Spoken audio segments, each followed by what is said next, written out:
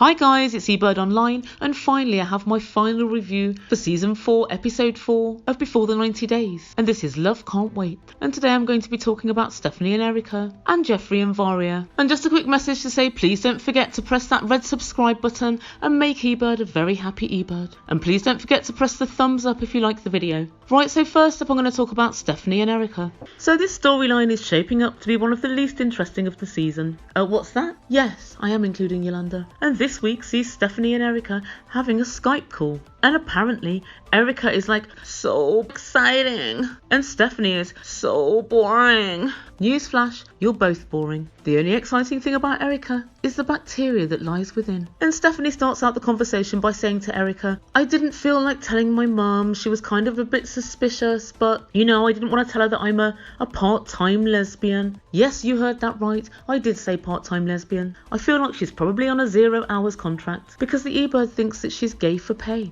But we'll go into that a little bit later. But Erika said, why didn't you say anything? And she said she wasn't ready for the conversation and she didn't want to get into any arguments with her mum. And interestingly enough, Erika's completely nonplussed by this. It's almost as if, she doesn't care. And Stephanie says to Erika, like, what are you up to? And Erika says, yeah, me and all my mates, we're going to football. Me and David and Lisa and Alf, Madeline, Kylie and Crocodile Dundee. It's going to be amazing. And Stephanie says, that's like fun. Is it really? You've clearly never watched Aussie Rules football. And I think it kind of resembles a legal pub brawl. It's a kind of sport from which no good can come. And Erika says to Stephanie, what are you up to? And Stephanie said, well, I might eat some cheese with my dog. And Erika says, what? You have no plans? And she was like, no plans whatsoever. No. I might watch a movie. And Erika was like, oh, right, okay, well, okay. And Stephanie then said she's worried and apprehensive about coming to Australia. And Erika said, yeah, I'm kind of worried too. I'm really hoping that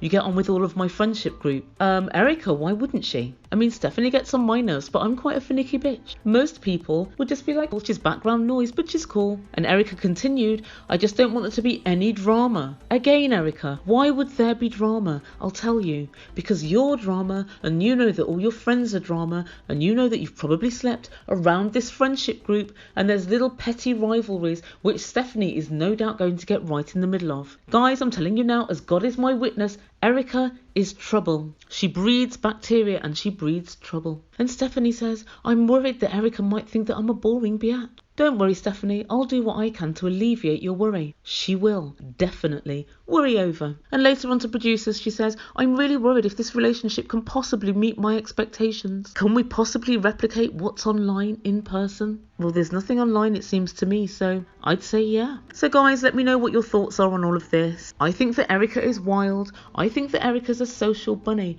and I think opposites do not attract. I think it's highly likely that Stephanie will be a notch on Erika's bedpost. As you know, they met online, and Erika was watching Stephanie's channel, so Erika's got some kind of kahunas because Stephanie's got 350,000 subscribers. And Erika managed to slide right into Stephanie's DMs, and Stephanie gave her the time of day. But when I look at Erika and her lifestyle and her hair and her clothing and her friendship group, it all says one thing: party girl, not ready for a long-term relationship. So let me know what you think. And what I was saying earlier about gay for pay, it may well be that Erika likes both guys and girls, but I think it's highly likely that she hams up the liking the girls a lot for the guys. If you look on her YouTube channel, you'll see that a lot of what she does is tits on display for the boys. And I've watched a couple of her videos. Don't worry guys, Ebird's watching so you don't have to. And yeah, she's always moaning about getting sent dick pics and guys constantly cracking onto her and probably cracking off to her. Sorry mum. And she says in one of her videos, 90%, 80 or 90% of my subscribers are guys. Well, when I look at her content, she's got loads of hauls and get ready with me's and makeups and mukbangs and things that aren't necessarily, I wouldn't say, male oriented content. So what's she offering the boys? So she's definitely flirting to camera. So I think this whole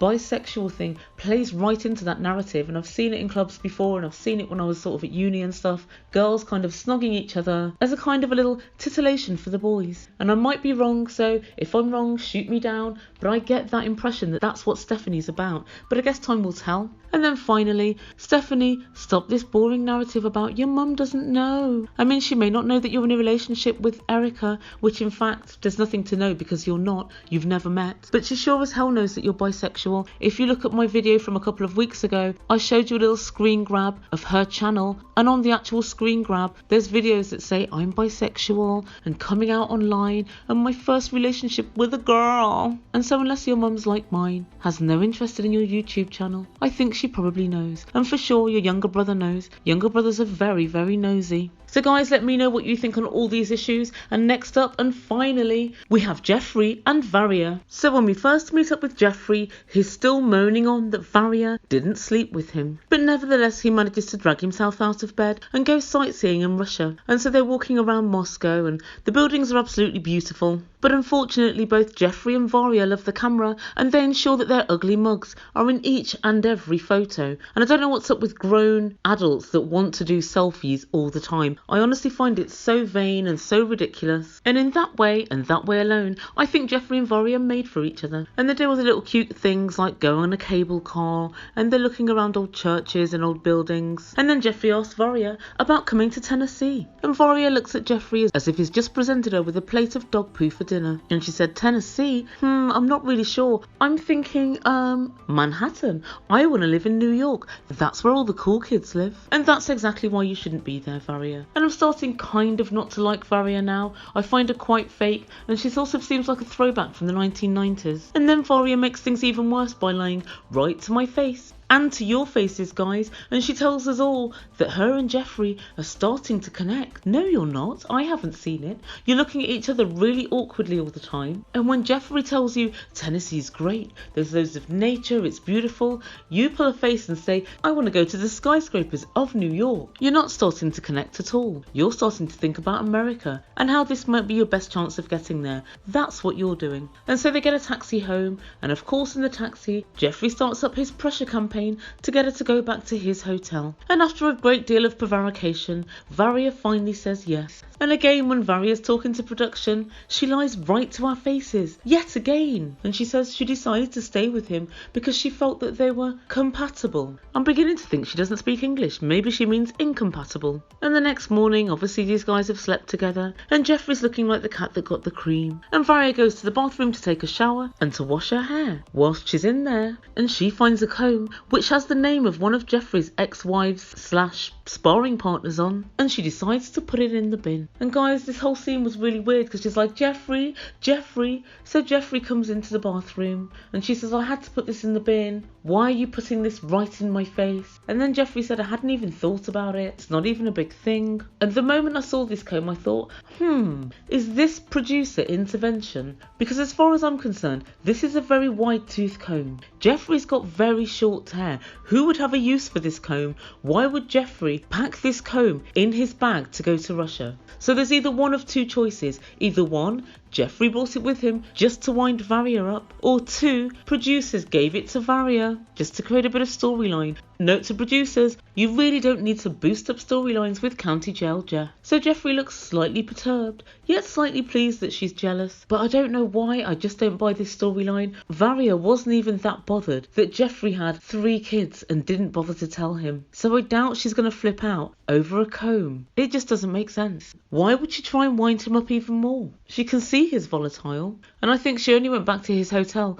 because production were around. So it's a storyline I simply don't buy. But anyway, the best is yet to come. They decide to go and see Varia's apartment in Moscow, and she lives at the top of a tower block. And when they go into the apartment, Geoffrey has the shock of his life. So she moved in like a year ago. There's all exposed wiring. She has no bathroom sink. Basically, the place is half done. It's a studio flat, so there's only like a kitchen in the corner, a tiny bathroom and a living room / bedroom. So there's not too much to do. But she tells tells Geoffrey that she decided not to finish it because they were potentially thinking about her moving to America. So she thought, why would I waste my money? Varia, it's your own property. Don't you want to live in any kind of style or comfort for yourself? If it doesn't work out with Geoffrey, you're 6 months or 8 months, whatever, behind. If it does work out with Geoffrey, don't you think you'd be better just renting it out to somebody else? And then when you hit Tennessee, realise it's as boring as all hell. And when County Jail Jeff decides to give you the old 1-2, you've got somewhere to go. And unsurprisingly, Geoffrey was really unhappy about this. He said, so you just decided you wanted to come to America? And Varia said, no, I just thought I had the opportunity. And Geoffrey said, what opportunity? Who's giving you the opportunity? Where is your opportunity? I'm your opportunity, aren't I? It's only if I decide to get you a green card that you can come. And she said, if you can do it, why not? Why not, Varia? Because it costs me money. It takes time. I will expend energy doing it just so that you can get into America and then do one. And at this point, guys, I don't know who I like less. In fact, I do know who I like less, but let's just say this: I'm no fan of Varia at all. I think she's an opportunist. I think she's duplicitous, and guys, I really can't see what she offers. Usually in these situations, the guy is, how shall we say, a little bit worse for wear, and normally he's got a few years on him and likes a dinner or two. But in Geoffrey's case, let's take away his long criminal history, his bad-mindedness, and his penchant for beating women. As far as Varia is aware, Geoffrey's just a very good looking guy with a gorgeous accent and quite a good body and a property owner. In terms of looks, he's completely on her level, and in fact I'd say maybe he's a bit above. So the currency that people usually have in these sorts of relationships isn't present here. Varia, what are you bringing to the situation? I don't see it. So guys, tell me what you think.